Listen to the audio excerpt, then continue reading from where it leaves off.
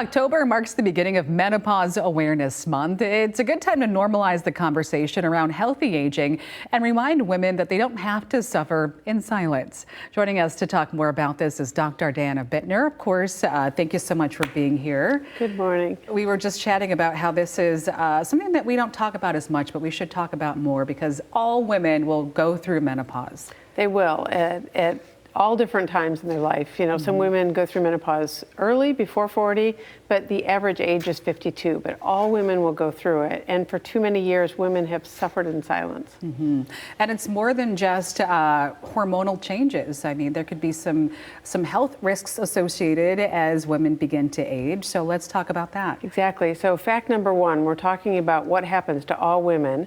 And we know that 80% of women suffer the symptoms of menopause.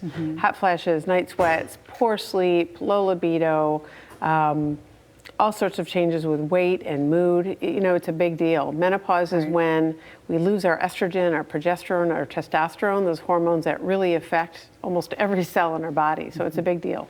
And if, as we lose that estrogen, it's my understanding that could put you at risk for other more serious issues, potentially like heart disease. Exactly. It's not just a phase that we kind of go through and it's done. It lasts your whole life. And it's the biggest risk for obesity, belly fat, chin hair, heart disease, stroke, dementia. It's the most dramatic risk factor. And so we can use menopause as a gift to kind of get our health in order so we know what's going to happen and have choices. Yeah. So when should a woman consider maybe reaching out to a doctor for help? When those symptoms start to happen, and we always talk about Jane.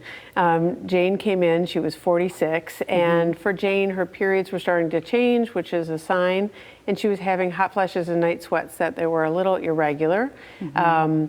But the biggest thing for her was mood. She started to have anxiety that just didn't make sense. And she remembers when her mom went through a time of 4 or 5 years of just being in a bad mood, and her dad would whisper, it's the change, give mom space. But she really was sad that she had missed about 4 to 5 years of being close with her mom, and she didn't want to do that to her kids. So I think to answer your question, it's when symptoms start to happen that don't make sense. Right?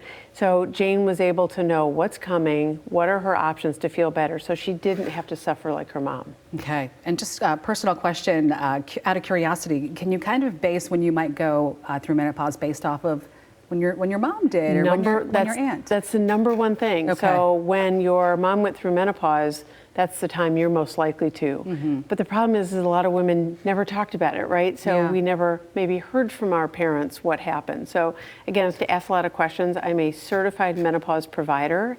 There are 1,200 of us in the country. We all met last week at the menopause conference. So it was very exciting. But there's 60 million women in the U.S. in menopause. So we've got a lot of work to do. Yeah. And just remember, there's no gold star for suffering. Yeah. So takeaway tip here.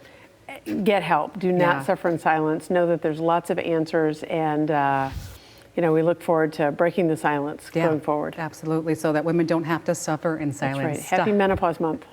Thank you so much, Dr. Dana Bittner. Thank you so much for your time this morning. Appreciate it. We'll be right back after this.